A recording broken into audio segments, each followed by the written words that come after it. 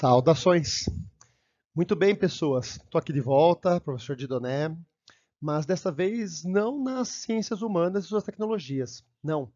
Dessa vez eu vou trabalhar com vocês uma competência nas linguagens, ok?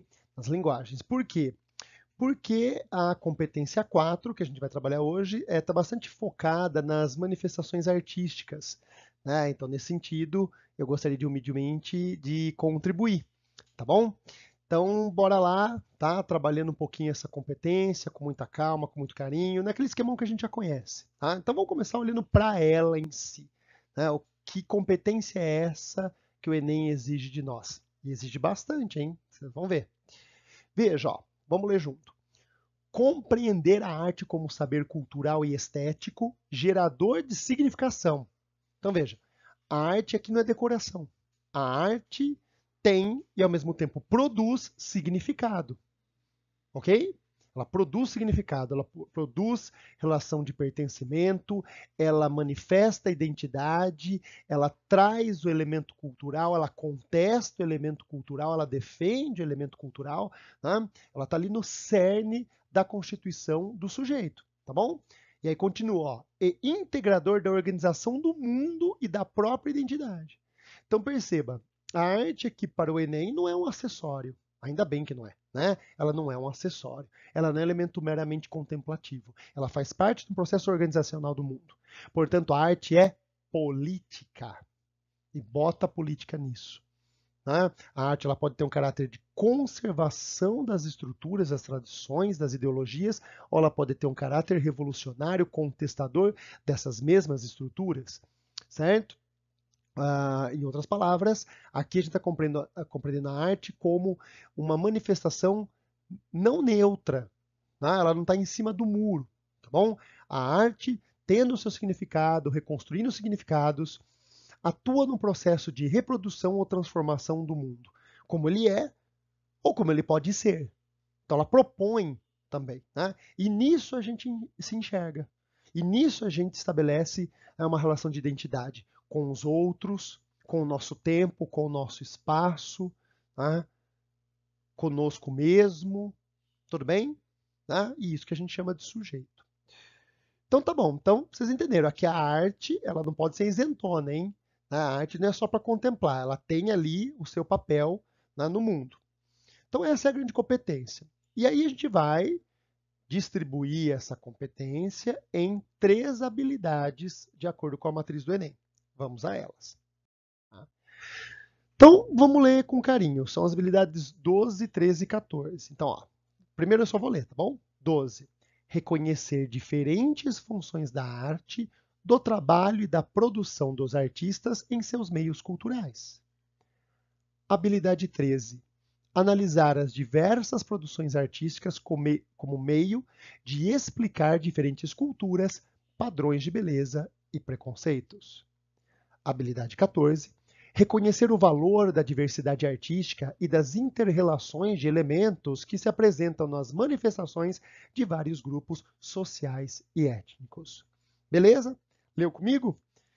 Então vamos destacar algumas coisas, vamos chamar a atenção. Tá? Primeiro, tomar cuidado com o verbo de comando, né, pessoal? Quantas e quantas vezes vocês não viram isso de vários professores, tá bom? Então, ó, 12, reconhecer. Então, ter a habilidade de enxergar algo que está ali na questão, que está ali no enunciado. 3, analisar, né? Então, saber qual é o significado daquilo, qual é o seu contexto, certo? E o 14, de novo, vem com reconhecer, né? Vamos voltar lá para o 12, lá em cima. Reconhecer o quê? Ó? Diferentes funções da arte. Eu confesso que essa expressão me incomoda um pouco, né? A arte ela não existe para ter função. A arte ela não precisa ser útil, né? Mas ela acaba sendo. Ela seja meramente uma questão estética contemplativa ou não, o fato é que ela tem um papel, né? E na verdade mais de um, beleza? Mais de um. Aliás, né? Para quem acompanha o curso Argumente, né, na nossa última aula, no último encontro, eu tratei inclusive desse assunto, né, da arte do entretenimento. Então, se você faz os dois cursos, você vai se identificar, vai reconhecer algumas coisas aí. Né? Mas seja como for, é aquilo que eu falei, a arte pode servir para conservar estruturas, ela pode servir para denunciar abusos, ela pode servir para propor uma nova visão, né?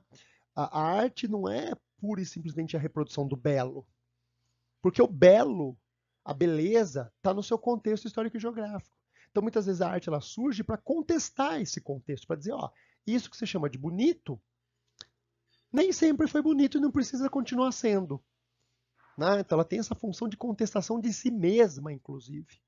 Tá legal? Então, são muitas funções. Né? E não só da arte, mas do trabalho e da produção do artista, do movimento do artista, do que ele quer com isso. Né? De acordo, claro, com o seu meio cultural, com o seu contexto. Beleza? Então, olhar para uma obra e ver como ela está no seu contexto e que funções ela pode ter.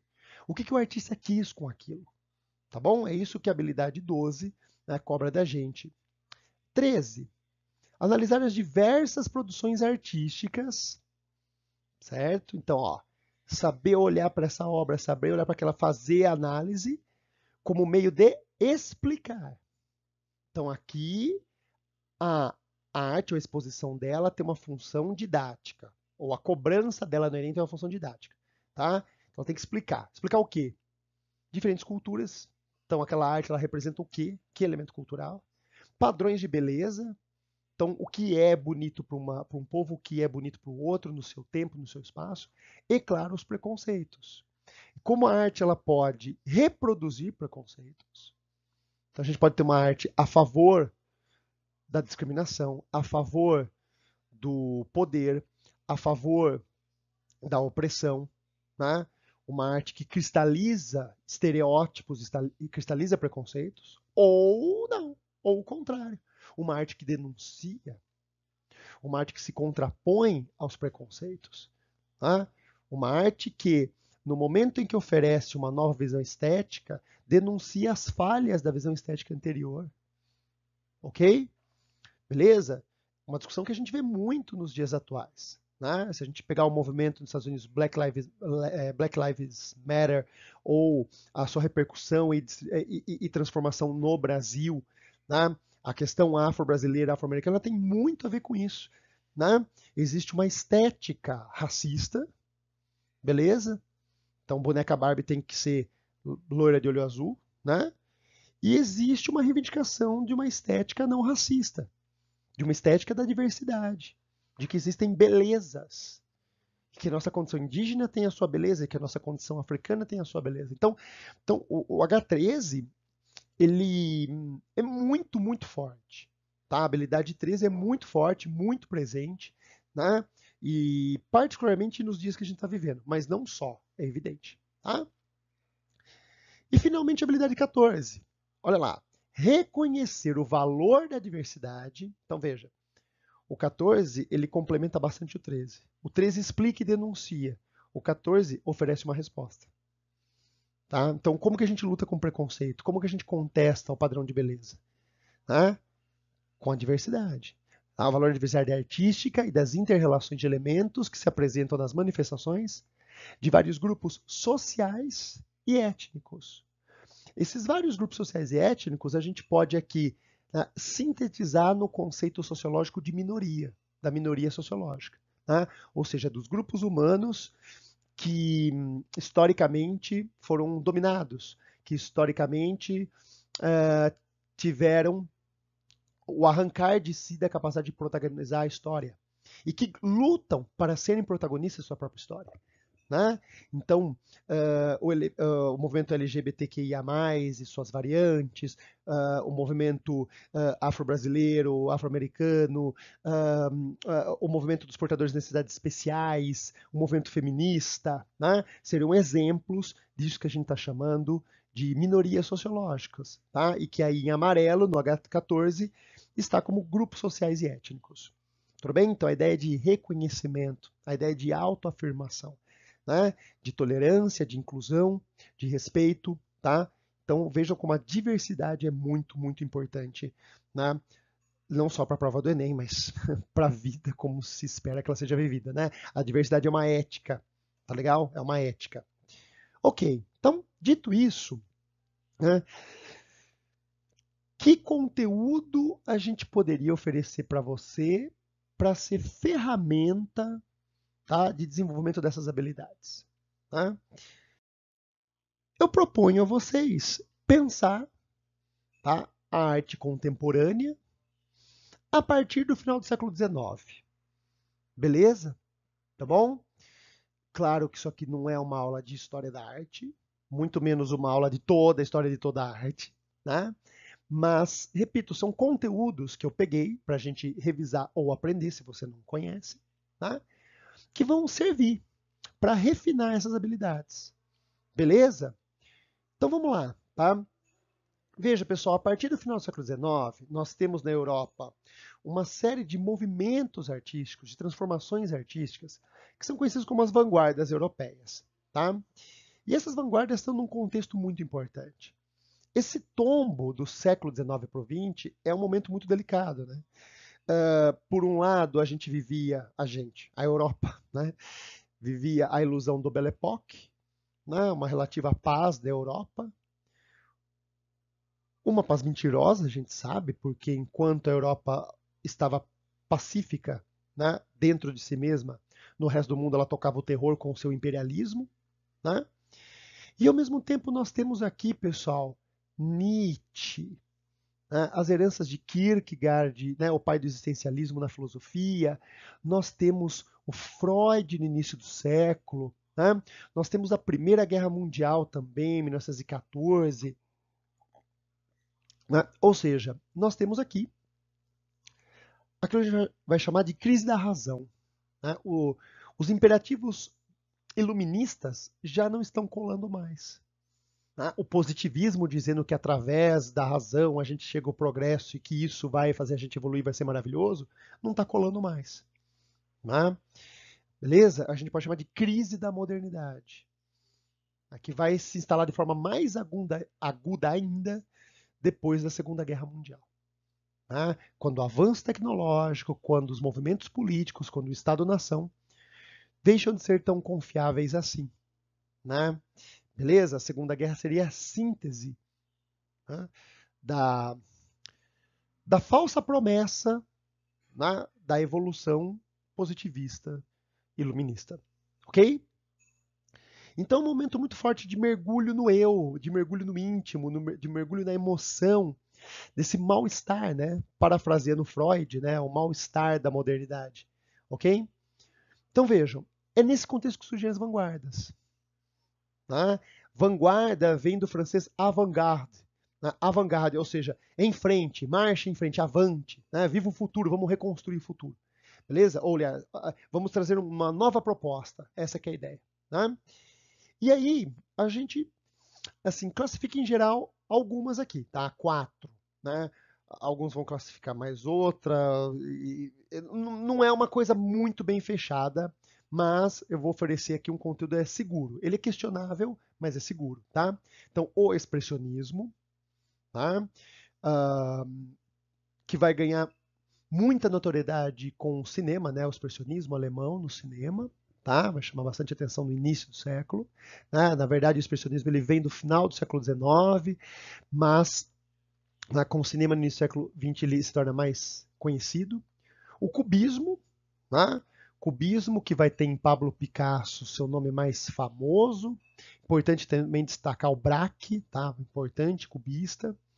Né? A técnica cubista vai aparecer misturada a outras vanguardas também, importante destacar isso. Né? O dadaísmo, tá? Que vai surgir como crítica à Primeira Guerra Mundial e crítica profunda à razão, que vai ter uma forma absolutamente solta, vai trabalhar muito com a colagem, vai flertar muito com a loucura, né? Vai flertar muito com o nonsense, vamos dizer assim. Tá? E o surrealismo, né, que vai ter um forte caráter anárquico, né, o movimento surrealista do Breton, ele se assume anarquista, né? O surrealismo que vai, a partir de formas conhecidas, oferecer um conteúdo desconhecido, né? Ok? Bizarro, absurdo, justamente para denunciar isso que para o surrealista é a falsa realidade. Tá? Então isso que se chama de realidade não é na verdade um delírio ruim, burguês, capitalista, agressivo, que justifica a desigualdade, que justifica, né, as desgraças do mundo. Então, a verdadeira realidade é a realidade sonhada, a verdadeira realidade é a realidade idealizada. Portanto, a gente vai ver no surrealismo isso que eles chamam de dualismo, né? De pegar formas que sozinhas fazem algum sentido e juntas deixam de fazer sentido nesse mundo que a gente conhece. Tá legal? Mas calma, né? A gente vai ver aqui com exemplos. Tudo bem?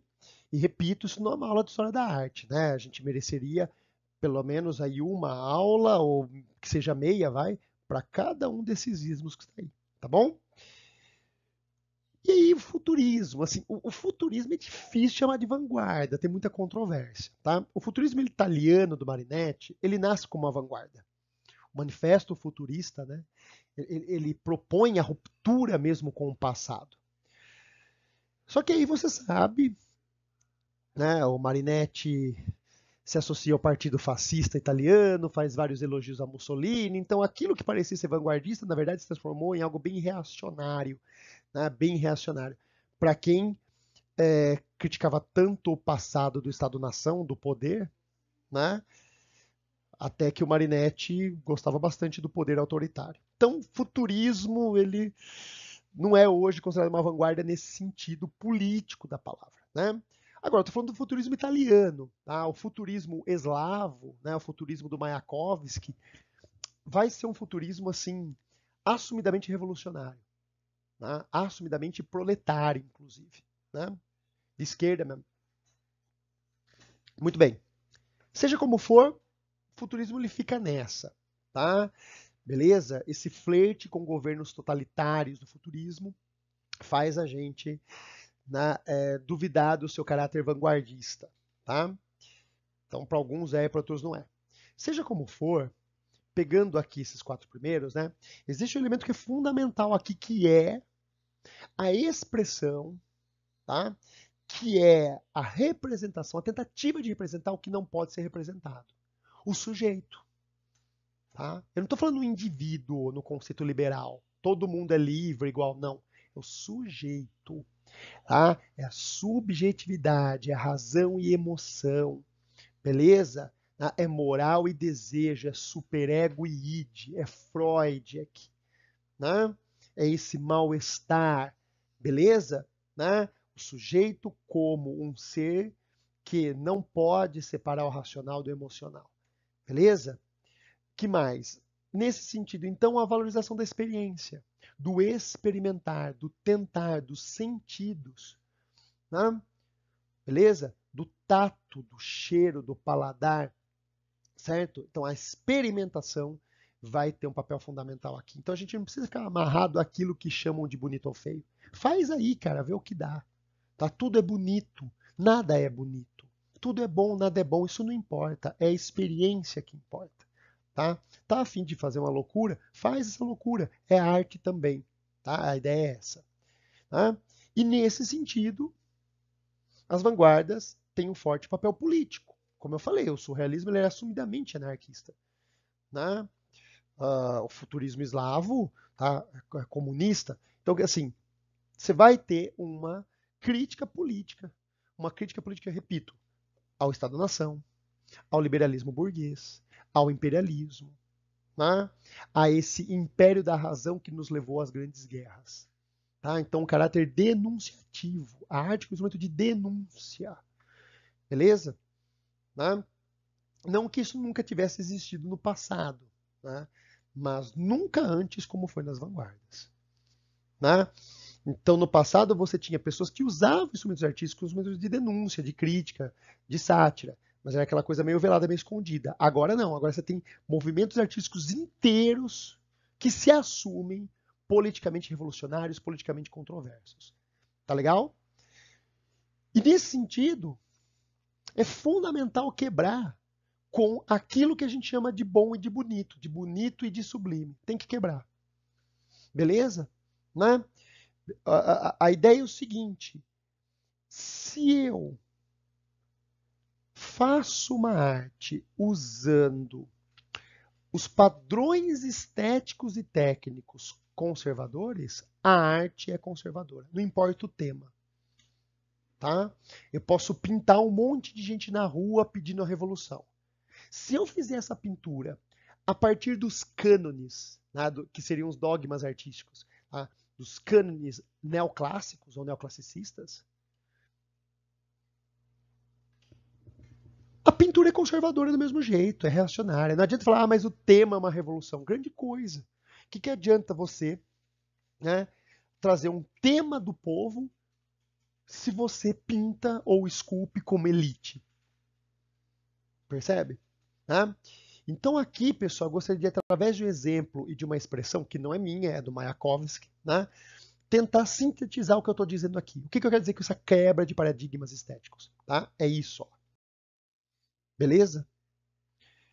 Mayakovsky vai nos dizer: não existe perdão, vamos de novo. Não existe arte revolucionária sem forma revolucionária. A paleta de cores tem que ser outra, o traço tem que ser outro. Tá? Beleza? Chega de perspectivas, chega de claro escuro. Tá? Vamos flertar com aquilo que o poder chamou ao longo da história de feio. Tá? Quem foi que disse que é feio? Tá? Ok? Tá na hora do feio vencer. Tá na hora da gente perceber quem é o verdadeiro feio. Tá legal? Aí está. Né? Não é à toa que o filósofo Humberto Eco, no seu livro A História da Feiura, que é um livro maravilhoso de arte, ele descreve as vanguardas, né, e o século XX como o triunfo do feio. O triunfo do feio. Mas não de forma pejorativa, tá? Na verdade é uma frase provocativa.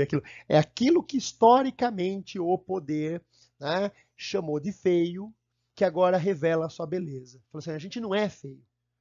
Né? Vocês é que chamaram a gente de feio. E a gente está aqui para mostrar isso. Tá legal? Aí está. E não é à toa que eu coloquei para vocês, né, como exemplo, essa obra do Picasso que muito provavelmente você conhece, né? Que é a obra Guernica. Beleza? Que ela traz aqui elementos cubistas muito marcantes, né? E essa estratégia cubista ela tem um porquê. Né? Veja, o bombardeio de Guernica em 1937 foi um dos ataques assim mais covardes, né, que a gente teve aí no século XX. A Espanha passava por uma guerra civil, a Guerra Civil Espanhola, por quê? Porque General Franco, assumidamente fascista, amigo pessoal de Hitler e Mussolini, tomou o poder na marra, deu um golpe, derrubando a jovem República Espanhola na época. Né? O povo reclamou, ele achou ruim de reclamar, começa uma guerra, começa a perseguir o povo, com tortura, desaparecimento, etc. E aí ele chama os nazistas, ele chama Hitler, para ajudá-lo na Guerra Civil Espanhola. E são os nazistas que bombardeiam Guernica a pedido do general Franco da Espanha. Então olha isso, cara. Olha isso. Beleza? É uma covardia atrás da outra. Certo? Então esse quadro, ele é poderoso, ele é potente, justamente pela forma que ele tem. Se ele tentasse fotografar Guernica e mostrar uma casa com a fumaça, não seria tão impactante. Não seria impactante. Né? Okay? A deformidade dos rostos, tá? A tentativa de apresentar um movimento com o mínimo de linhas, né? A grosseria, entre aspas, dos traços, tá? São muito mais poderosos para mostrar o horror da Batalha de Guernica, né, do bombardeio de Guernica, tá? Do que uma fotografia. Percebe? Aí está. Então, né, as vanguardas elas trazem esse espírito. Ok? É política, é intimidade, é sujeito, é revolução, é denúncia. Tá legal? E aí gostaria de trazer alguns exemplos, né? Muitos vocês conhecem, tenho certeza, tá? Então, quem não conhece a obra de Edvard Munch, né? O Grito, grande ícone do movimento expressionista na pintura, né? Então a ideia de angústia, tá? Aqui, olha só, uma outra obra do mesmo artista, o Munch, tá? Ela se chama Ansiedade, ok? Então observem o rosto das pessoas, um aspecto cadavérico, né? Beleza? E vejam como o fundo, né, deformado tenta reproduzir a deformação do espírito das pessoas. Tá? Nos dois quadros. Tá? O movimento do fundo acompanha, né, a angústia de quem está no primeiro plano. Ok? Então, exemplos aqui do expressionismo. E não por acaso, eu sei que isso aqui é um curso Enem, mas eu vou falar da FUVEST, desculpa. Tá? Essa ilustração do Segal, né? Beleza? Que veio para o Brasil da Lituânia, tá? Ele é um dos muitos imigrantes que vieram para o Brasil, né? Ele veio no início do século XX, né? Do Segal. Ela caiu na FUVEST, essa ilustração, ela se chama Navio de Emigrantes.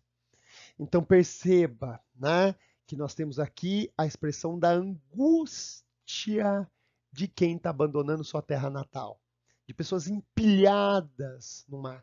E percebam como o movimento das ondas do mar tentam, né, expandir essa angústia para o ambiente, para o mundo. Tá? Nessa aula, eu não vou preocupar muito em explicar técnica. Tá? Eu vou falar um pouquinho o que é necessário, é mais contexto mesmo, tá bom? Que é a proposta das habilidades e da competência que a gente está estudando, tá bom? Mas é isso aí. Então, um bom exemplo também do que seria o expressionismo, né? Aqui, ó, obra também muito conhecida de Pablo Picasso, né? As Moças de Avignon. Um grande exemplo da estratégia cubista, da geometrização das formas, né? Para aumentar a expressividade. E percebam que existe um sensualismo também. Né? Então não é porque as formas são minimizadas na sua geometria que elas perdem a sua capacidade de sensualidade, né? De expressão do corpo. E uma coisa importante, observem os rostos dessas moças, né? Com traços bastante marcados, até caricatos, né? Principalmente o nariz. Percebam os olhos também desproporcionais, né? Percebam que essa moça que está sentada, que está à nossa direita, apresenta um rosto que está de frente e perfil ao mesmo tempo. Essa era uma estratégia muito famosa do Picasso, né? O rosto de frente e de perfil ao mesmo tempo, tá? E esses traços têm uma forte inspiração e uma sumida inspiração em máscaras africanas, né? Final do século XIX, imperialismo, neocolonialismo, muitas expedições científicas da Europa para a África, e essas relíquias eram trazidas. Né? E Pablo Picasso se inspira nessas máscaras para, né, a sua estratégia cubista. Tá? E aqui você tem dois sentidos fundamentais. Né? Um é a máscara como metáfora da psicanálise, de como assumimos máscaras o tempo todo, né? Diferentes personas, ok? Que nunca revelam o nosso verdadeiro eu. E também a máscara como sinônimo de uma estética visceral, de uma estética genuinamente humana, né? De uma estética, eu não gosto da palavra tribal porque ela ganhou uma expressão pejorativa ao longo do tempo, né? A gente não fala mais em tribos africanas, mas em nações, né? Mas vamos chamar então de uma arte identitária, né? Beleza? De uma arte identitária que digamos assim, sintetiza, né, aquilo que para aqueles povos africanos era chamado de beleza. De uma beleza que não é apenas uma beleza no sentido de bonito, isso aqui é bonito, mas beleza no sentido de transcendência, porque as máscaras, claro, eram veículos ritualísticos, né? É um veículo para se comunicar com os deuses, ou para que os deuses usem o meu corpo como seu instrumento. Né? Portanto, objeto mágico. A beleza que não é só a beleza do traço, mas uma beleza ritualística, mágica, transcendental. Tá? Então, e isso não é à toa que o próprio Picasso é conhecido. O cara é genial, né? Beleza? Percebam como uma obra considerada feia consegue ser muito bonita, porque é essa beleza transcendente. Né? Só que isso não é dele, isso é africano. Tá? Isso é de máscara africana que ele traz para sua obra. Tá legal? Absolutamente genial, não tem nem o que falar. Não, não é? Ok? Muito bem. Paul Klee, tá? Que o Paul Klee ele é mais camaleônico, tá? Então ele tem uma coisa de Dada, ao mesmo tempo ele vai trazer muito dos elementos cubistas, vai mergulhar bastante no íntimo, né? Aqui uma obra dele, a Fenster and Palmer, né? Confesso que a pronúncia não sou muito bom, né? Seria o Fester und Palmer, né? Talvez alguma coisa do alemão, não sei, o holandês, confesso que não sei, né? Mas Então a gente percebe aqui um jogo de cores, algo bastante cubista que remonta a uma colagem, não é colagem, mas remonta a isso, né? E tem uma obra dele que é bem famosa, que é essa aqui, Angelus Novus, tá, no latim, o novo anjo, perceba, tá? Essa obra é muito interessante, ela é muito provocativa. Por quê? Porque o anjo, ele tem um papel histórico muito forte na história de arte europeia, né? O anjo barroco, que é aquele anjo salvador com aquelas azonas, né? E aqueles panos, e aquele cabelão, e que vem, que traz a iluminação. Ou o anjo rococó, que é o querubinzinho, o bebezinho, né? Fofinho, de bochechinha, de bundinha redonda, com a asinha, todo feliz, todo pimpão, né? Então, assim, o anjo, ele é uma figura importante na história da arte europeia, porque ele, vamos dizer assim, ele é o grande símbolo da beleza perfeita, né? Ou mais perto disso, né? Porque a beleza perfeita é impossível representar porque é a própria imagem de Deus. E nós não somos capazes de representar a imagem de Deus, né? Então o anjo seria o que a gente iria mais perto disso. Tá legal? E aí o que o Paul Klee faz? Ele fala, então, aqui está o novo anjo. Esse é o novo belo. Percebeu? Né? Aparentemente você vai falar assim, nossa, que feio. Não, não é feio. É que você se acostumou com o anjo e agora eu estou te mostrando um novo. Tá legal? Então, tem um porquê dessa obra ser impactante, de ser pintada desse jeito. Né? É o novo belo que está chegando. Tudo bem? Dadaísmo. O dadaísmo vai trabalhar muito com a colagem. O dadaísmo ele vai flertar muito com a loucura. Na minha opinião, é o movimento que mais leva a sério essa coisa de revolucionar a forma. Né? Beleza? Pelo menos nessa época. Tá? De que não existe forma perfeita, de que não existe forma a ser seguida. Então ele vai trabalhar muito com o acaso, muito com, né, repito, com essa colagem, tá? Tristan Tzara, que é o nome mais famoso do dadaísmo, ou um dos mais famosos, ele, ele dá uma receita para fazer poesia, né? Pega um jornal, corta um monte um monte de palavras, joga num saquinho, mistura e vai colando, né? Essa coisa do acaso, do aleatório, tá? Essa é uma obra de Hannah Roth, tá? Roth ou Roth, né? Uma famosa, né, pintora, artista plástica, né, dadaísta, tá? Do início do século, né? Não é bem pintura aqui, né? Você tem muita colagem também, tá? Então, na verdade, assim, pode tudo. É um pupurri técnico, tá? E nessa vibe da Dada, nós temos, né, um cara muito famoso, provavelmente você já ouviu falar, que é Marcel Duchamp, né? O Duchamp que provocou o mundo da arte quando ele pega um mictório, né, e expõe em Paris, tá? Essa obra, né, é chamada A Fonte. Tá? Então aí a provocação de que tudo pode ser arte, de que tudo é belo, né? De que a arte não está na coisa, mas está nos olhos de quem vê, está naquele que contempla, né? Tudo bem? Então esse movimento ficou conhecido pelos Estados Unidos como ready-made, tá legal? A arte em si, ela tá pronta, basta a gente ter sensibilidade para olhar, tá legal? Então para a maioria das pessoas isso é um mictório, para outras não, beleza? Tá? Ah, e essa é a provocação do Chan. Afinal de contas, né, um quadro é bonito porque é ou porque você acha que é? Né? Um elemento artístico é um elemento artístico por quê? Tá legal? Depende do quê? Do trabalho do artista ou da mensagem? Né? É essa a provocação que ele faz com o Ready-Made. E isso é herança direta do espírito dadaísta. Tudo bem? Quem não conhece Dalí, né? Salvador Dalí, ok? Essa é uma das suas obras mais conhecidas, né? Se chama O Nascimento do Mundo, tá? E um grande exemplo do surrealismo. Então, quando eu falei, o surrealismo, em geral, tá? O que ele faz? Ele trabalha com formas conhecidas.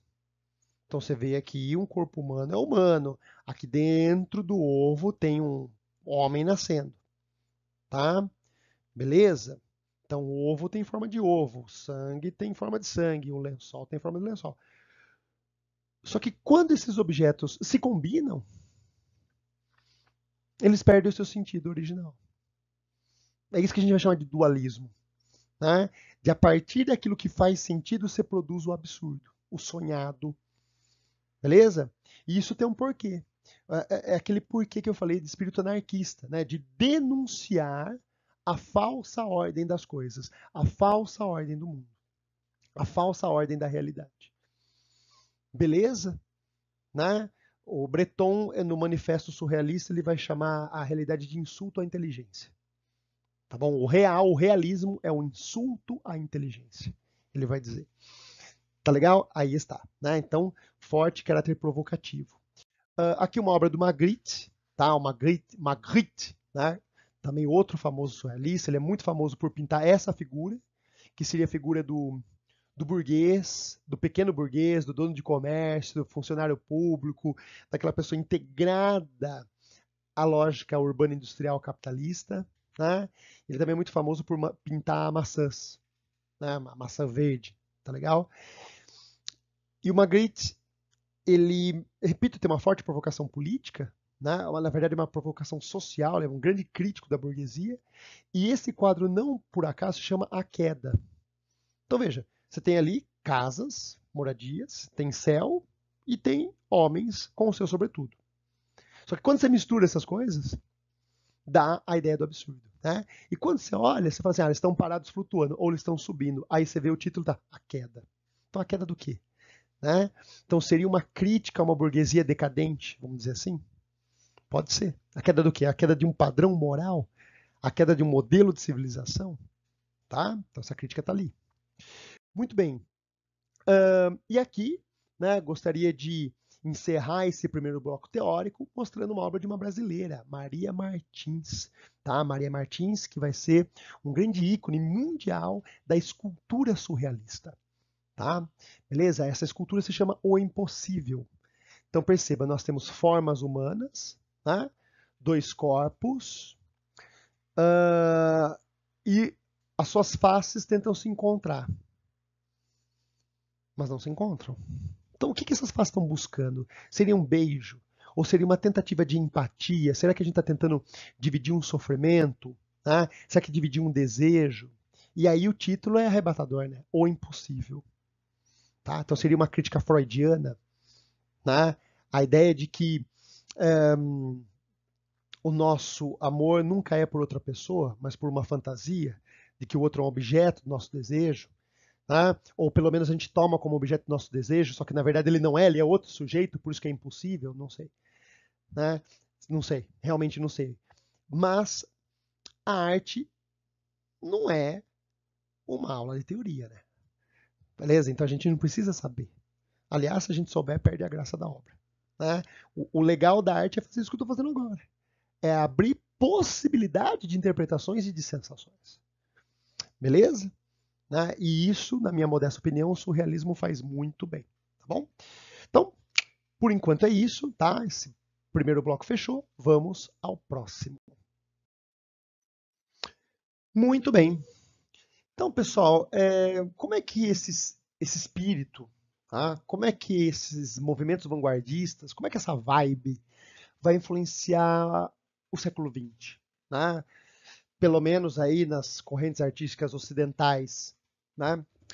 Como? Né? O que é essa arte contemporânea, afinal de contas? Né?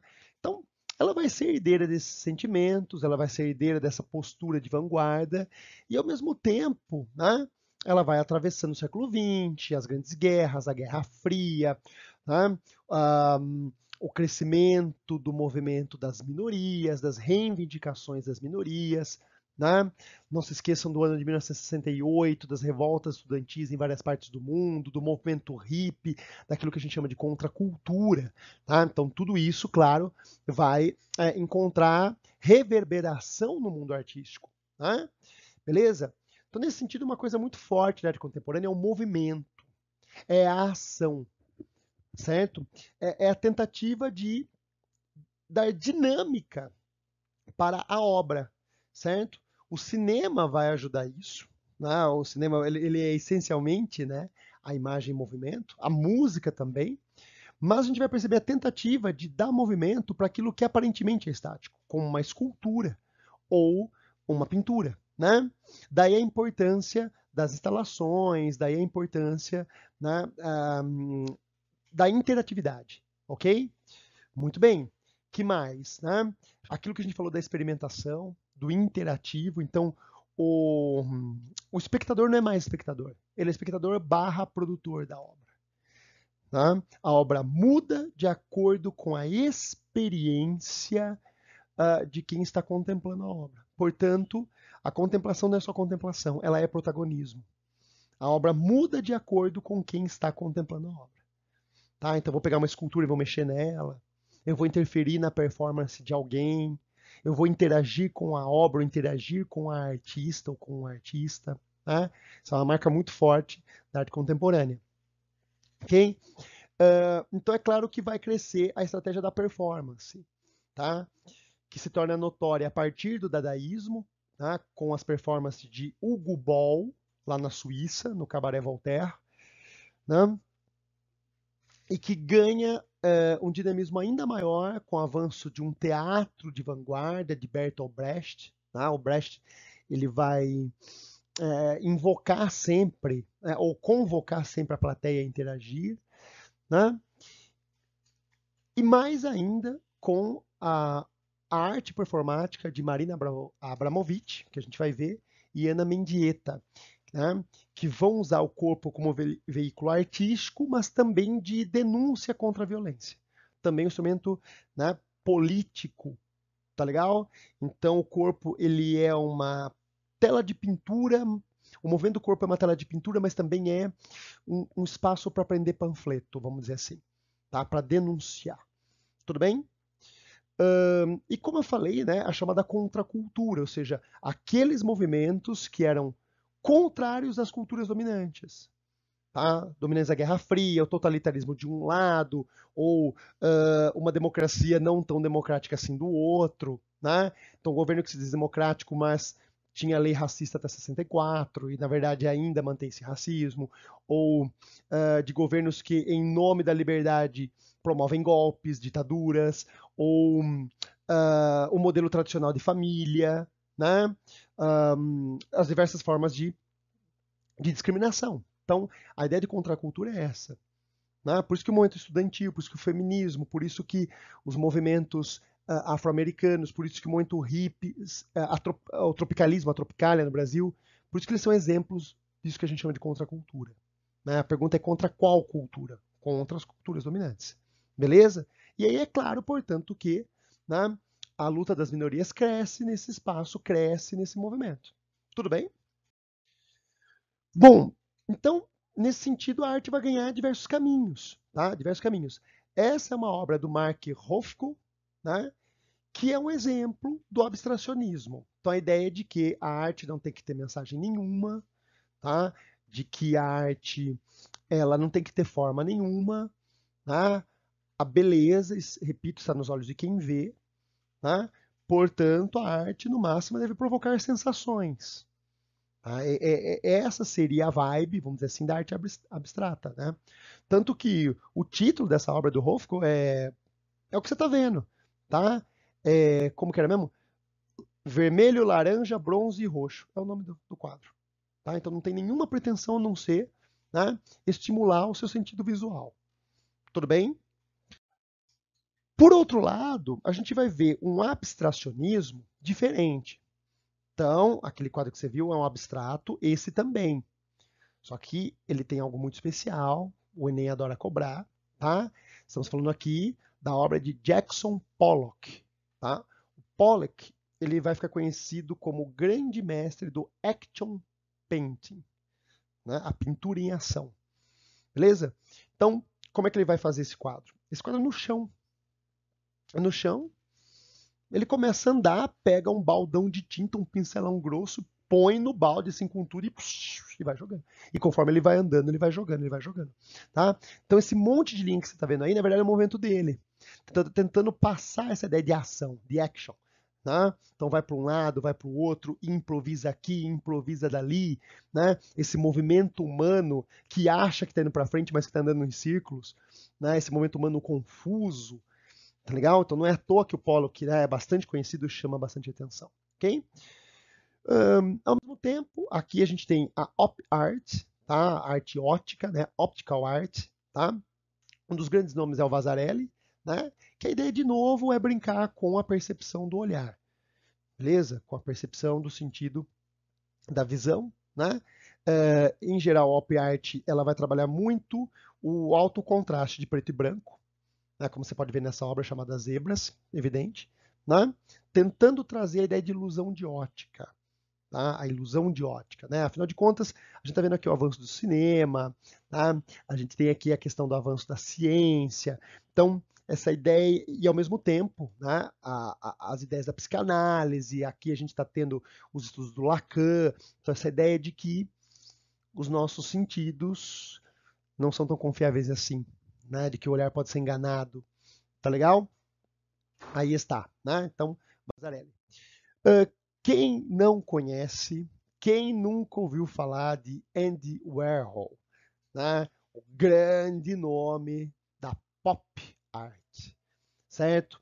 Né? De uma arte feita no carimbo, na impressora, de uma arte de grande contraste de cores, né? De imagens chapadas e de uma arte que remete muito ao consumismo, né? Até hoje tem uma discussão se o Andy Warhol criticou o consumismo ou se ele favoreceu, né? Ele era um crítico, mas ao mesmo tempo ele cria uma estética consumista muito poderosa, né? Então a ideia de que tudo pode se transformar num produto, né? Por exemplo, pegar um ícone do socialismo, né? Da esquerda revolucionária Che Guevara e transformar num objeto vendável, tá? Transformar num produto. Então é bem provocatível esse quadro realmente. Tá legal? Muito bem, aí está, né? Outro exemplo que eu gostaria de dar, tá, é um movimento chamado regionalismo americano, tá? Regionalismo nos Estados Unidos, né? E o nome mais famoso é Grant Wood, tá? O Grant Wood, ele vai essencialmente pintar cenas do cotidiano, tá? Daquela família tradicional norte-americana sulista, sabe? Aquela coisa da pequena cidade, né? Daquela tradição protestante, daquela família conservadora. A gente vê muito em filme, aquela coisinha, né? Então, aquela da vida simples, uma espécie de reprodução da vida dos pais peregrinos, né? Então, aquela coisa assim, bem, vamos dizer assim, simples, rural, só que não. Tá? Só que, na verdade, o Grant Wood, né? O Wood, seu sobrenome, ele vai usar isso como elemento de provocação, de forte crítica social. De forte crítica social mesmo. Né? A ideia é revelar a partir do olhar, a partir do pequeno sorriso, da expressão, revelar aquilo que os grupos conservadores dos Estados Unidos não querem revelar. Saca? Né? Isso que a gente está vendo agora. Essa coisa assim de, não tem ninguém vendo, eu vou ajoelhar, eu sou um policial branco, vou ajoelhar na nuca de um homem negro até ele morrer, assim, sabe? Sabe essa coisa do racismo velado, do conservadorismo velado, né? Você entendeu? Daquela torcida pela desgraça do outro. Sabe aquela coisa meio George Washington, o pai da independência que tinha mais de 100 escravos? Né? Então é bem provocativa a obra, né, de Grant Wood, bem provocativa mesmo. Esse quadro é muito louco, tá? Ele é chamado gótico americano, né? E alguns dizem que esse quadro é a Mona Lisa do século XX. Porque da mesma forma que a Mona Lisa do Da Vinci, ela tem um olhar e tem um sorriso enigmático, aqui essas personagens pintadas, elas têm uma expressão enigmática, só que não é um sorriso, né? Observem o olho da mulher em relação ao homem. Olha a cara dela. Tá? Ela sabe algum segredo, não sabe? Vejam o olhar dela, dessa mulher. Tá? Ela sabe alguma coisa desse cara. Tá? E ele está tentando esconder. Tá? Existem aí algumas histórias, né, bastante impactantes, né, que podem estar por trás dessa obra. Vale a pena você fazer uma pesquisa. Tá? Não vou me estender muito nisso, mas vale a pena se você gosta de arte. Esse quadro é um tapa na cara, viu? Muito bem. Anos 80, principalmente início dos anos 80, né, nós temos aqui Jean Basquiat. né? Basquiat, que seria a grande referência do street art, vamos dizer assim, né? Ele vai trazer uma arte também visceral, né?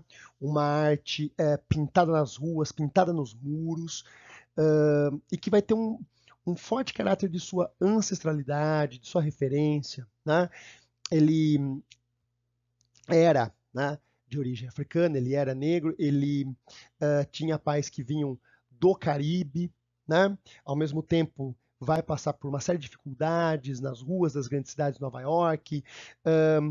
Ele vai trabalhar junto com Andy Warhol, né? Então vai ter muita influência da pop art do Andy Warhol e vai, vamos dizer assim, criar uma arte do povo das ruas dos Estados Unidos, das grandes cidades.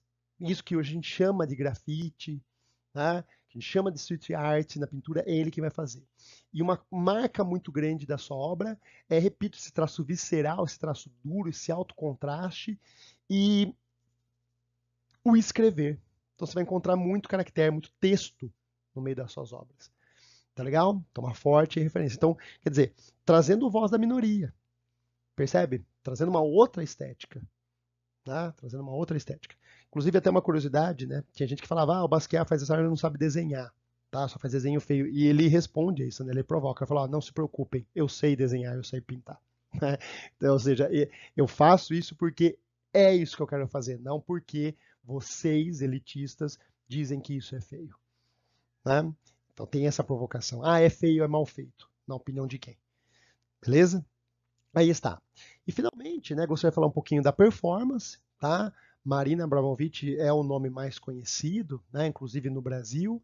Aqui eu tenho fotografias de uma performance dela dos anos 70, acho que de 74, chamada Ritmo Zero, que é bem impactante.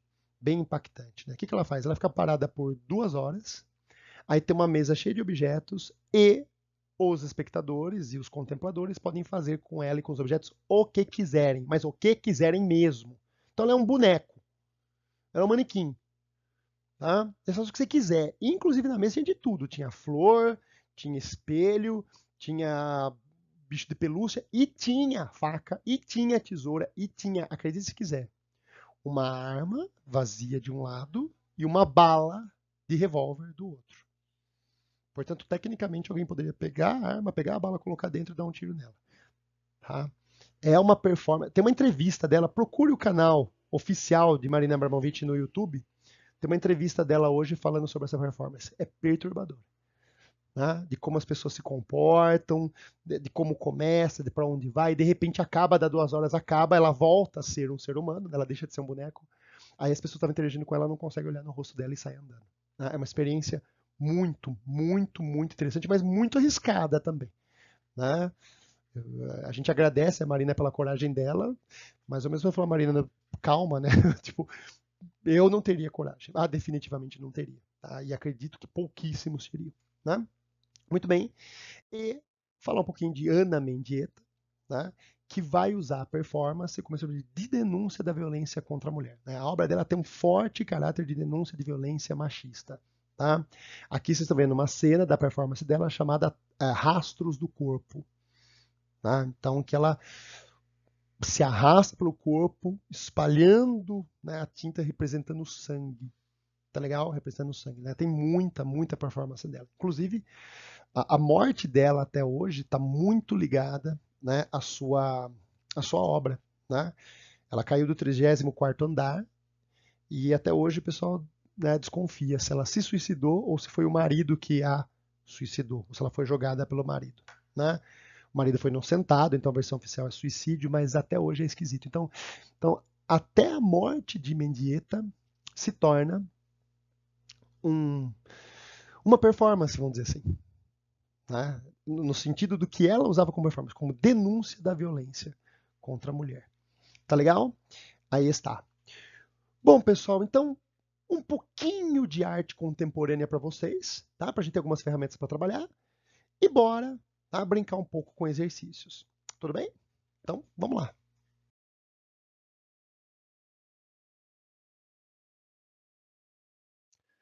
Beleza, pessoas. Então, bora brincar um pouco? Vamos fazer umas questões? Nas últimas edições do Enem, vem caindo bastante questão, tá, sobre arte. usando a arte como textos, né? Bastante. 2019 caiu bastante, aliás, vamos dizer assim, acho que sempre teve um pouquinho, mas de 2014 para cá tá tendo, né, uma quantidade bem significativa, tá bom? Então, ó, temos aí uma obra de Pablo Picasso, beleza? Tá lá, ó, chama Cabeça de Touro. Dá uma olhada. O que você tem, na verdade, ali, a cabeça em si, é um selim, é um banco de bicicleta. E os chifres, ou na verdade cornos, são o guidão da bicicleta. Então ele pegou o banco, o guidão, montou e virou uma cabeça de touro, certo? Aí o seguinte, bom, que habilidades a gente pode, né, identificar aqui? Na verdade, pessoal, a gente tem que lembrar que a gente está falando de arte, né? Não é uma ciência, muito menos uma ciência exata. Então, se a gente quiser, a gente enxerga as três habilidades aqui. Tá? A gente enxerga. Agora, uma vai chamar mais atenção que a outra, beleza? Vai chamar mais atenção. Então, assim, a primeira que me chama a atenção é a 13. Por quê? Não sei se você se lembra, a 13 ela fala para a gente analisar diferentes obras. E essas diferentes obras, elas têm um padrão de beleza, elas denunciam preconceito, elas denunciam cultura, né? Então é aquilo. A partir do artista ou da obra dele, tá? Você vai enxergar ali um estereótipo, um preconceito ou a quebra desse estereótipo. Você vai enxergar uma proposta, né? Beleza? Então é isso, quer dizer, Pablo Picasso tem uma proposta, tá legal? E a pergunta, né? Ela fala assim, ó, o material descartado, então é sucata, é lixo, torna-se objeto de arte. Percebe? Então, de novo, esse movimento, né? É uma coisa quase ready-made, percebeu? É quase ready-made, é quase do chão. Né? Então tudo pode ser arte, basta a gente ressignificar. Tá legal? Então por isso que eu escolhi, né, a habilidade 13 aqui como a dominante, porque realmente essa questão da nossa capacidade de analisar. Afinal de contas, o que está acontecendo aqui? Né? Beleza? Qual a intenção do artista? Tá? Então ele está tentando mostrar para nós, né, que tudo pode ser arte, basta a gente saber olhar ou recombinar. Tá? Então vamos lá, então vamos limpar aqui um pouquinho, ó. O material descartado torna-se objeto de arte por meio do quê? Reciclagem da matéria-prima original. Não. E aqui, falar uma coisa que você já sabe. Vocabulário, né, fiote? Tá? Reutilizar não é a mesma coisa que reciclar. Reciclar é passar por um novo ciclo, um ciclo industrial. Não é uma questão de reciclar, é reaproveitar, é usar de outro jeito. Tudo bem? E outra, não é por isso que o objeto é arte. Reciclei e virou arte? Não. A pergunta é como esse lixo se torna objeto de arte. Tá? Então a letra A não é a melhor. B, complexidade da combinação de formas abstratas. Primeiro que não é forma abstrata, segundo que não é complexo. Né? Beleza? C, perenidade dos elementos que constituem a escultura. Isso que é importante, o selim não estragar nunca. Imagina, eles são sucata, então como que pode haver perenidade? Né? Nada é perene, tá? Vai se destruir com o tempo. Né? Beleza? Já estava destruído, aí a gente vai ressignificar. D, mudança da funcionalidade pela integração dos objetos. Então, os objetos separados tinham uma função, a gente combina e agora ela passa a ter outra, que é a expressão artística. Então, a letra D, bem mais adequada. Tá? E E, fragmentação da imagem de uso de elementos diversificados. Fragmentação da imagem, mas ele combina. Ele pega dois elementos e combina. Então, que fragmentação é essa? Tá? Letra D de dado. Bora para outra. Olha lá, né? A gente está falando do Action Paint, do Pollock. Tá? Então, a primeira fotografia está mostrando o Pollock trabalhando, como ele, né, promove o seu abstrato. Certo? Lá nos anos 50, beleza. E aí o que acontece? Existe um artista brasileiro chamado Vitor Muniz, muito conhecido nos Estados Unidos. O que ele faz? A partir de materiais de um cotidiano de uma sociedade consumista, tá?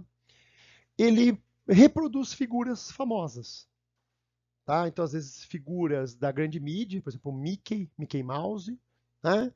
E às vezes, tá? Elementos de vanguarda, como o Pollock aqui. Então, ele pega o material lá e reproduz uma figura. Né? Essa imagem em preto e branco que vocês estão vendo, do Vitor Muniz, é, na verdade, tá? Uma fotografia em preto e branco de uma pintura que ele fez com chocolate derretido. Então ele pegou a foto do Pollock e aí começou com chocolate quente, em cima lá, sei lá, de um prato, talvez. Né? Ele faz muito isso, né? Tá? Então, por exemplo, ele fez um Mickey com um macarrão. Então pega o macarrão, logo garfo e faca e começa a desenhar. Né? Aí secou e isso está exposto lá no museu, né? O famoso MoMA em Nova York, né? O Museu de Arte Moderna de Nova York. Tá legal? E aí vem um texto aqui, um escrito, para ajudar a gente. Então, ó, utilizando o chocolate derretido como matéria-prima, essa obra de Vic Muniz, perdão, tá? É Vic, não é Vitor? Vic Muniz, reproduz a célebre fotografia do processo de criação de Jackson Pollock. Aí vem a originalidade dessa releitura. Então, assim, a releitura do Vic Muniz é original. Por quê? O que tem de especial? É outra imagem? Não. É outra técnica? Não. O que ele tem de especial? O uso do chocolate. Certo? Beleza? Então, ó, aqui, ó, eu queria chamar atenção para a habilidade 13 e a 14. Por que a 13? Aquilo que a gente acabou de falar. Analisar a obra. Analisar, né, o processo do artista. E a 14, não se esqueça, é reconhecer a diversidade. Reconhecer, tá, a voz das minorias, reconhecer a questão social e a questão étnica. Tá? Isso é um elemento importante, beleza? Elemento importante. Então, assim, por que o uso do chocolate? Tá? Porque é um produto do cotidiano, beleza? Né? Tá? O chocolate que é um produto cotidiano de uma realidade urbana e industrial, mas ao mesmo tempo é objeto de privilégio. Tá? Beleza? Então, tenta trazer uma mensagem aqui, né, do uso artístico a partir de um objeto de consumo. Né? E a história, bom, aí, claro, quem conhece fica mais fácil. Né? O Vic Muniz também teve uma história muito sofrida, foi para os Estados Unidos pobre, etc., e venceu pela arte. Né? Então, quer dizer, essa questão também, né, de afirmação da diversidade, diversidade artística como diversidade de povos e de culturas é muito importante. Por isso, tá, a habilidade 14 também vai, né, aparecer aqui. Agora, vocês já ouviram um monte de mim e de outros professores. Não, não é para ficar decorando as habilidades. Se você fizer isso para prestar o Enem, você vai ficar louco, vai ficar louca. Não é isso, tá? Eu quero que nessa aula você, de coração aberto, me acompanhe nesse rolê que a gente está fazendo aqui. Entendeu? Essas habilidades vão se desenvolvendo inconscientemente. Questão de treino. Mas a proposta do curso, né, é eu pegar na tua mão e falar, ó, tenta olhar a questão de um outro jeito. Só isso. Tudo bem? Por que aquilo? Quando você tiver conteúdo, a questão vai ficar mais fácil. Quando você não tiver conteúdo, você tem outros caminhos. Aí a habilidade, aí a competência vão fazer diferença. E, aliás, muitas questões do Enem, assim, não adianta ter conteúdo. Não adianta. Você pode ter conteúdo, você não vai achar a resposta. Né? Você precisa ter as habilidades desenvolvidas. Então, não se preocupe. Ah, o Dido nem enxergou a habilidade 13, eu não. Ah, eu enxerguei a 12 porque ele não. Não se trata disso. Muito menos em arte. Né? Trata-se da gente se dar o privilégio, o prazer de olhar a questão a partir de um outro viés, sem muita preocupação em acertar. Tudo bem? Beleza. Então, tá aí. Né? Aqui, ó, vou destacar. Olha o que ele quer saber. A originalidade dessa releitura. Ele releu a foto de forma original. Reside no quê, né? Então, de novo, aqui é uma obra que tem que ser analisada a partir de uma questão do reconhecimento da diversidade. Diversidade de formas. Lembre-se, não existe arte revolucionária sem forma revolucionária, lembra? Né? Então, nesse sentido, a originalidade é o uso desse material. Não é a imagem, porque é uma reprodução de uma foto. Não é a técnica, porque jogar coisa derretida em cima ao polo que já faz. Né? Então, repita, é uma releitura. Então, aí vem, ó.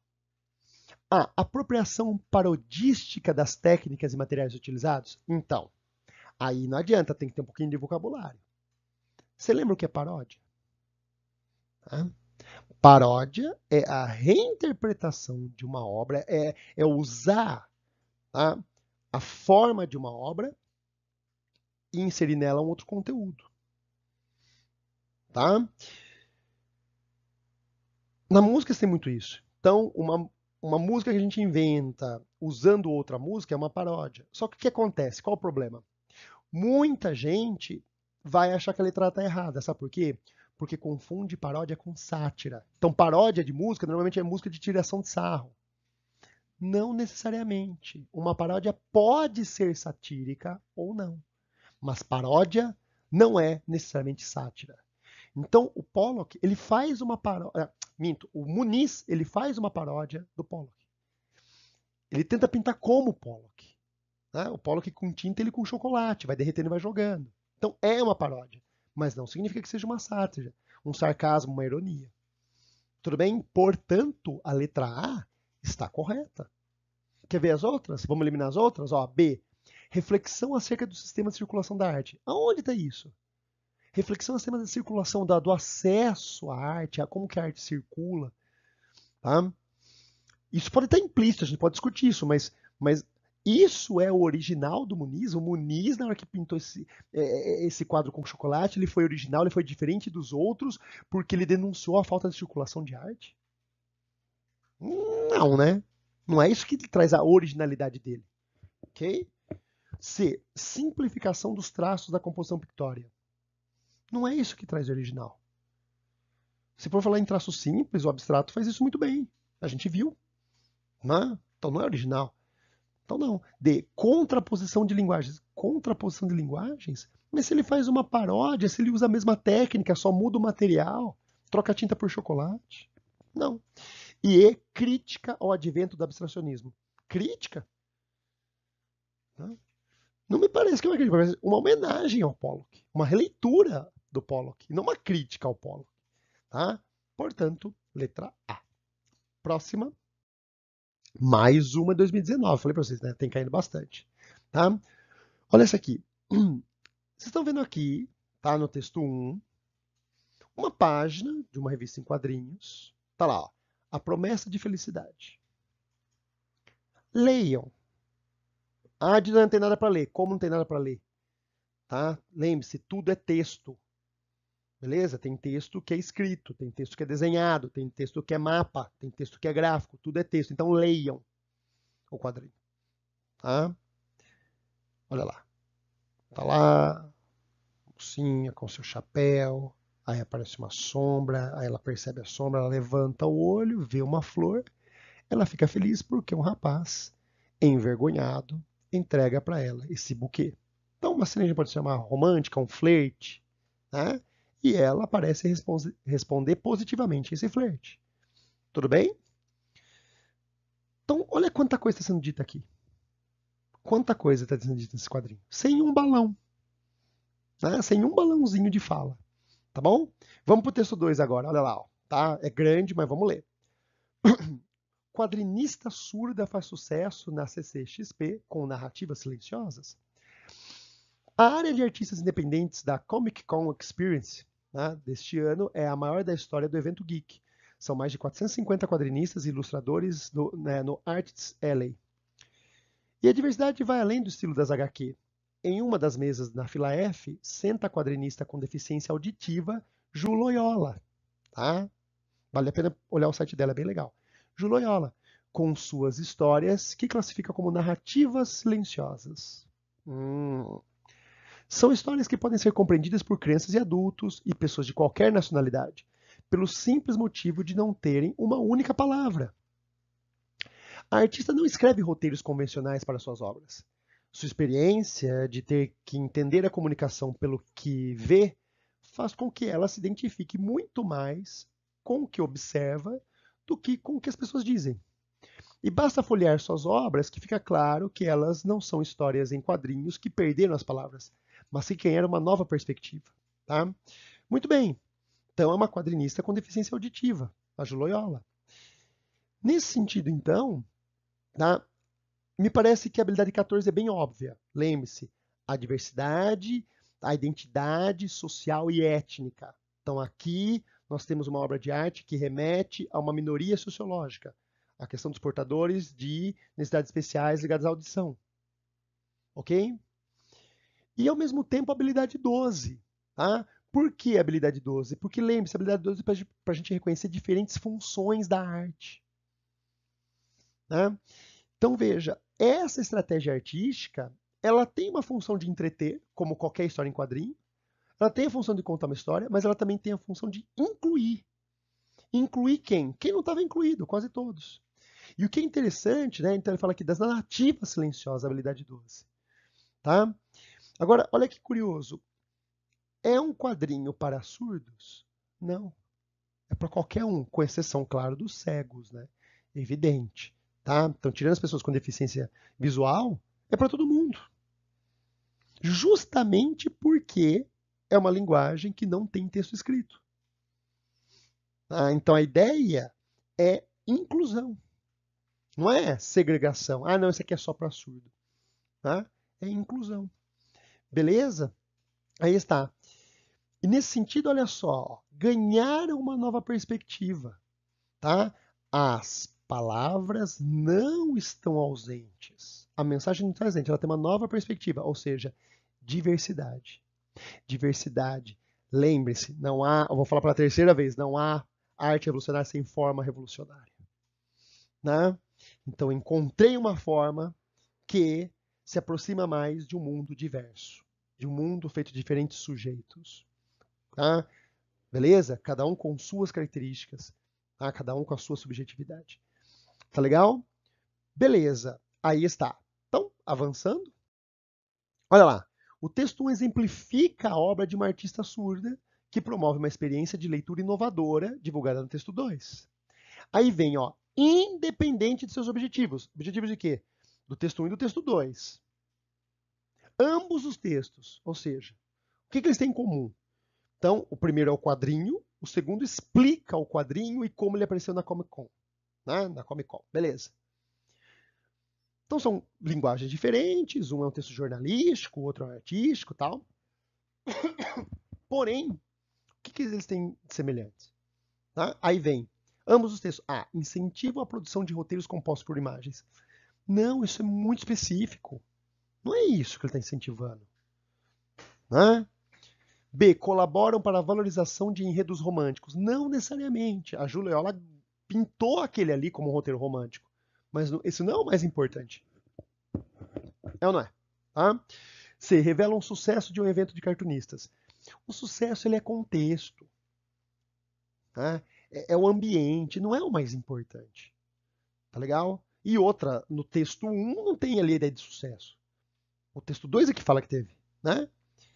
D. Contribuem com o processo de acessibilidade, de expansão. Tá? Mais pessoas podem apreciar a obra artística. Certo? Aí está. Né? Olha lá, habilidade 12 e 14 aparecendo de novo. Letra D. E E.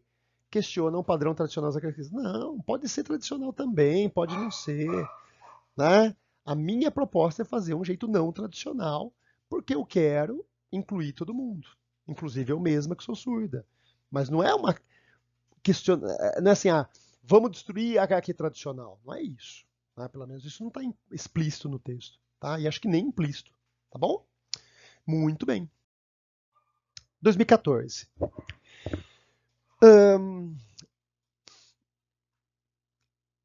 Dos anos 50 e depois 60, nesse tombo, a gente vai ter um movimento artístico que começa em São Paulo chamado concretismo e depois uma variante no Rio de Janeiro chamado neoconcretismo. Tá?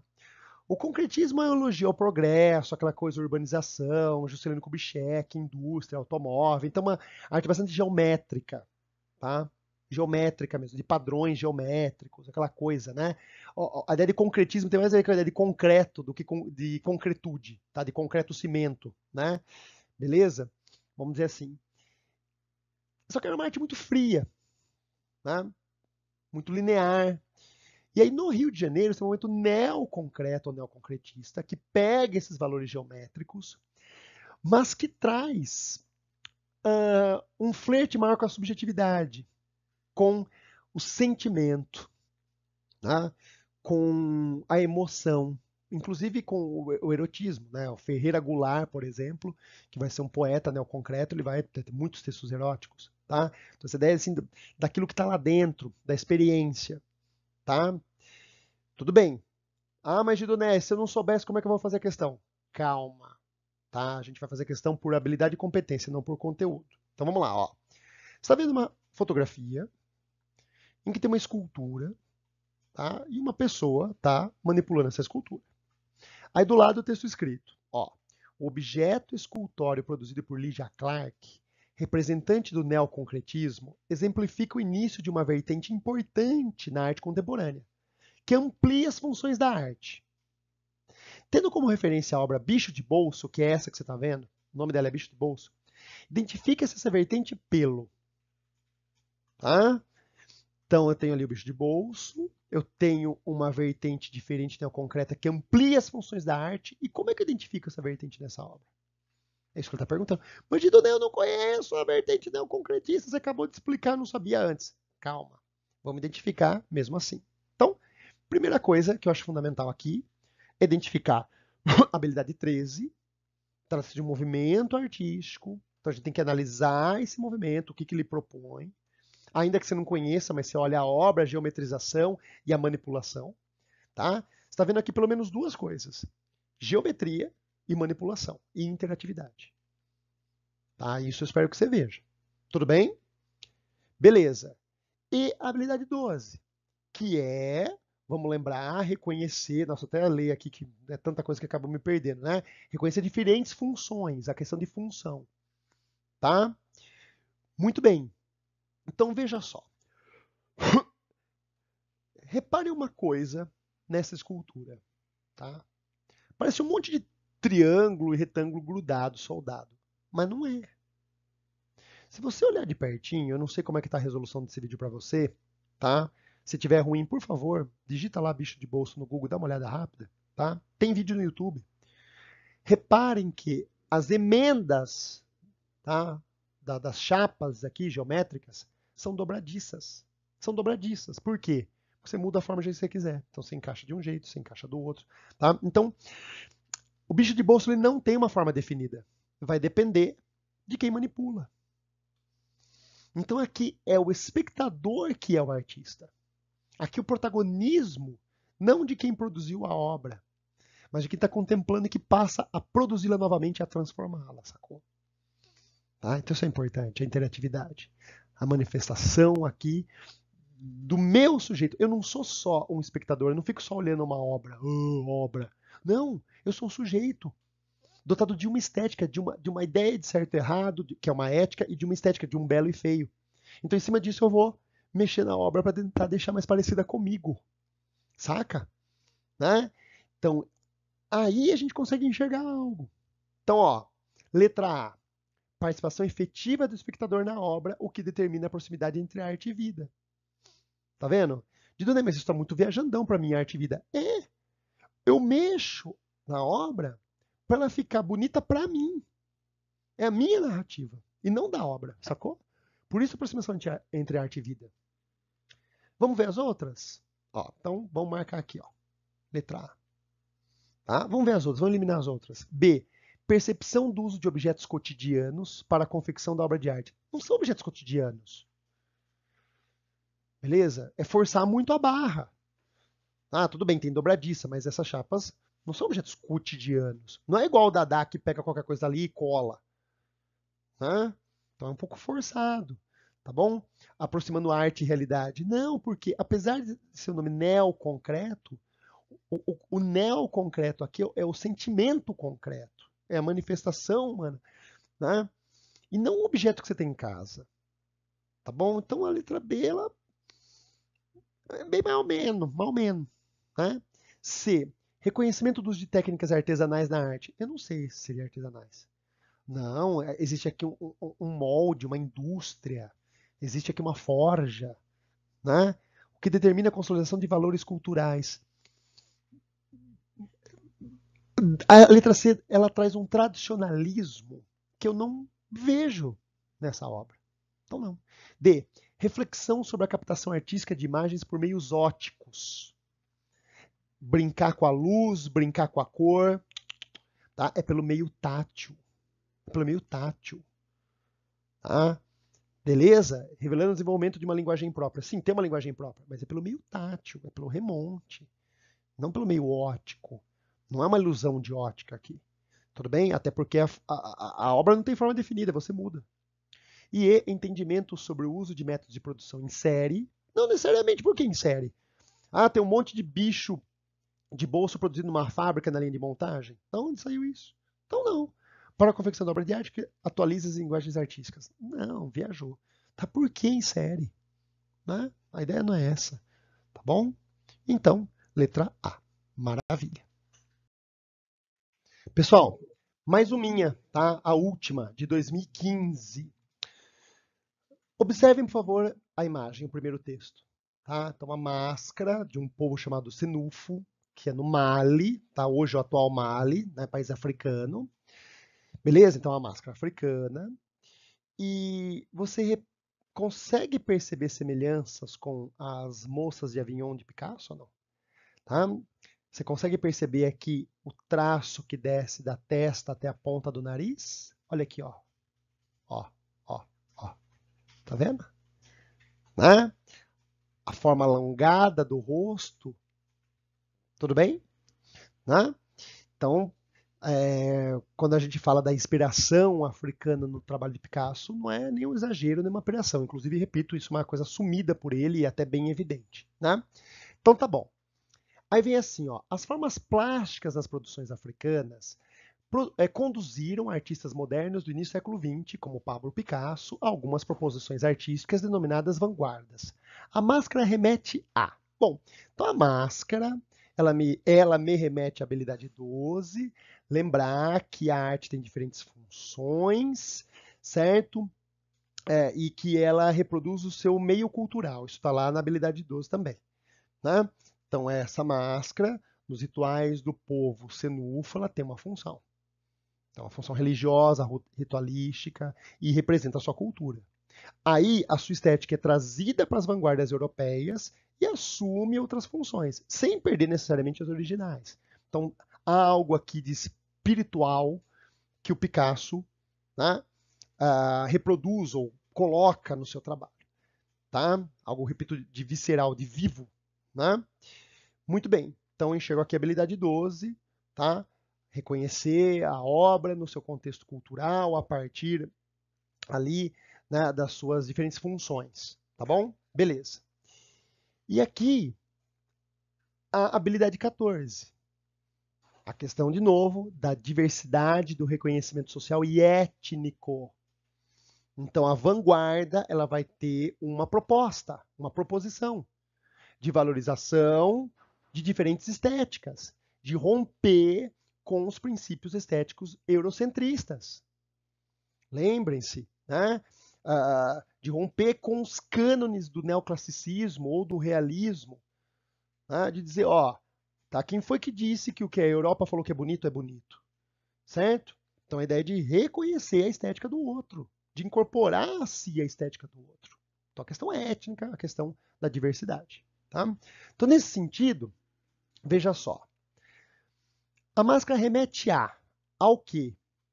Preservação da proporção? Não, essa proporção do rosto, entre aspas, natural. Não, ela é alongada, nariz alongado. Não é isso, não é essa a proposta. B, idealização do movimento. Idealização, pessoal, algo idealizado é algo perfeito que vive no mundo das ideias, parafraseando Platão. Não é isso. Não é uma idealização, muito menos do movimento. É o desmonte da idealização europeia. A Europa, desculpa, tinha uma idealização estética de beleza e a gente vai desmontar. A vanguarda é isso. Tudo bem? C, estruturação assimétrica. A máscara remete à estruturação assimétrica. É isso que eu vejo que o Enem está perguntando. A máscara remete à estruturação assimétrica. E isso é o mais importante? Não. Em primeiro lugar, porque eu vejo uma simetria. Tá? Segundo, não é por isso que Picasso se inspirou nessas máscaras. Porque elas são assimétricas. Porque um olho está em cima, outro está embaixo. Ele usa isso como técnica cubista. Ele usa. Mas não é isso que eu estou vendo na máscara. A pergunta do Enem é: a máscara remete a. Cuidado, hein? Não vá se perder no excesso de conteúdo. Você conhece o trabalho do Picasso, não lê a questão direito e. Pum. Tá? Põe a letra C. Cuidado. Tá? D. Sintetização das formas. Essa eu gosto. Porque o que é síntese? A gente confunde síntese com resumo. Síntese não é um resumo. Síntese é pegar o que é essencial. É saber o que é essencial no objeto e o que é acidental, como Aristóteles dizia. Tá?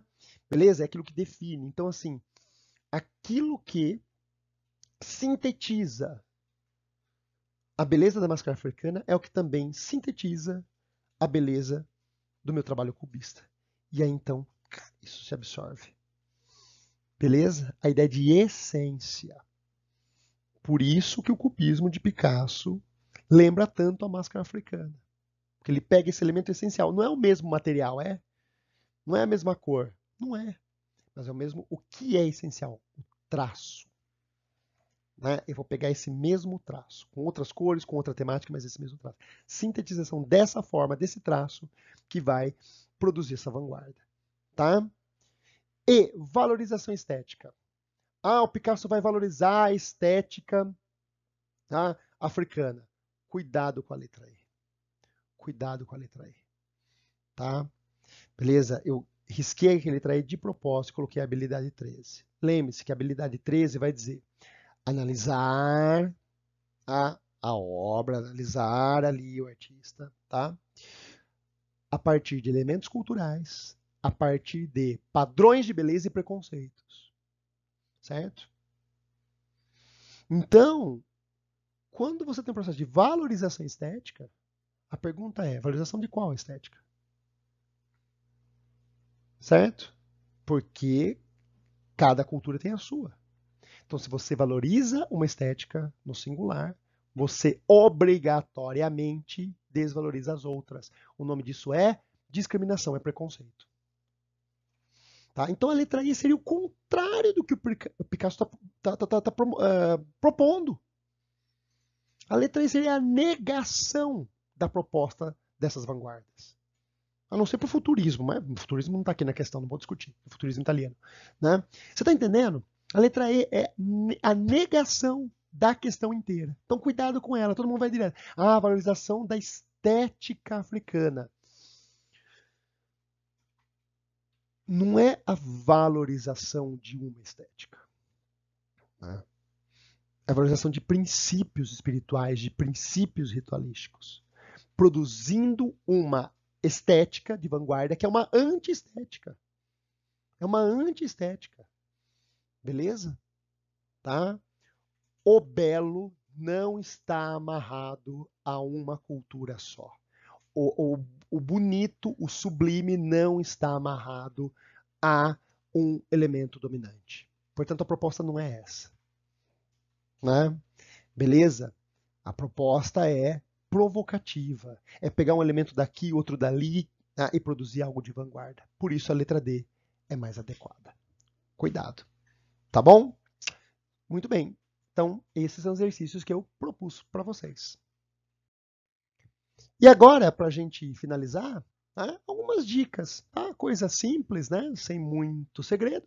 Pessoal, não esquece disso, por favor. Arte não é ciência. Tá? Beleza? Não é uma coisa que você pode enquadrar. Né? Portanto, as habilidades 12, 13 e 14, elas podem ser encontradas em todas as questões ou em nenhuma. Depende muito do contexto, da interpretação, da proposta da obra, da proposta dos artistas. Beleza? Então, repito, não se trata de decorar habilidades, mas de desenvolver sensibilidade. Tá bom? Desenvolver sensibilidade. Conteúdo sempre vai ajudar em toda a prova. Mas, quando a gente fala em arte, é necessário desenvolver uma sensibilidade também. Porque senão é aquilo. Se o vestibular colocar uma obra que você conhece, beleza. Mas é colocar uma que você não conhece, pronto, surta. Tá bom? Então, desenvolvam essa sensibilidade. Tá legal? De sacar, é por isso, isso aqui. Né? Tá bom? Não esquece disso. Então, arte não é ciência. Segundo, né? A estética discute aquilo que é considerado belo e sublime, aquilo que expande o espírito. E a ética, tá? É aquilo que define o que é correto, que vida merece ser vivida. A ética é a mãe da moral. Né? A moral é a ferramenta da ética. E essas duas coisas juntas é que produzem efeito político. Tá? Então não se esqueçam. Se eu tenho uma mensagem, se eu tenho uma proposta, se eu tenho uma luta, isso é ética. Tá? Mas para que essa luta se torne concreta, ela tem que ter uma estética, um movimento. Vou falar a quarta vez, não existe arte revolucionária sem forma revolucionária. Tá? Então, um projeto de mundo é também um projeto artístico. Tá? Razão não caminha sem emoção. Beleza? É aí que está a política, é aí que está a transformação. Tá? Beleza? Tente imaginar, assim, por exemplo, tá? O movimento Black Lives Matter sem o hip hop, sem o rap. Tá? Sem o hino do movimento, a música All Right, de Kendrick Lamar. Você consegue? Seria a mesma coisa? Teria o mesmo poder? Tá bom? Tá? Então, arte não é acessório, arte não é perda de tempo, tá? A arte não é apêndice. Beleza? Tá tudo junto, não esquece disso. Outra coisa, né? Lembrem-se da vibe do século XX, de contestação, a questão das minorias, né? Mudança de comportamento, beleza? Os movimentos estudantis, a revolução sexual, a luta, né, a afro-americana, afro-brasileira, a luta indígena, os movimentos de contracultura, isso vai, né, reverberar na arte e vice-versa, tá legal? Lembre-se dessa expressão do Humberto Eco, eu expliquei para vocês, né, o triunfo do feio, né? Ah, aquilo que se chamava feio vem para mostrar que feio é você, né? Quem você pensa que é para me chamar de feio, tá? Então, uma estética, entre aspas, anti-estética, no sentido de que ela contesta a dominante, né? De que ela contesta a harmonia, que ela contesta a proporção, tá? E aí, uma dica que vale para o Enem inteiro, tá bom? Especialmente, claro, para as humanas, para as linguagens, né? Na dúvida, não se esqueça, pessoal, o Enem é uma prova feita para o Brasil inteiro. No dia que você está fazendo prova, tá? A população indígena está fazendo prova. A minoria na periferia, na favela, está fazendo a mesma prova. Tá? Então, o Enem, desde o início, ainda que eu tenha críticas aos governos anteriores e ao atual, não se trata aqui de questão ideológica aberta, mas o Enem ele sempre teve uma proposta de ser uma prova para o povo brasileiro, assim, na sua diversidade. Tá? Lembre-se, o Enem ele deve respeitar os direitos humanos, e na minha opinião ele faz isso. Né? Sempre valorizou, tá, a diversidade, o respeito às diferenças, né?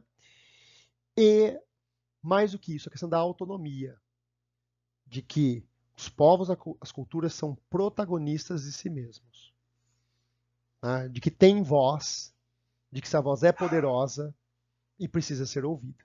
Então, a ideia de autonomia. Então, na dúvida, não esqueça disso, tá? Beleza? Isso é extremamente importante. Eu sei que parece um pouco abstrato ou, entre aspas, politicamente correto, mas acredite, além de ser um princípio ético que eu estou falando, isso é uma ferramenta de trabalho muito poderosa para várias questões do Enem. O Enem adora colocar questões práticas. Digamos que a gente tem que discutir aqui uma área florestal.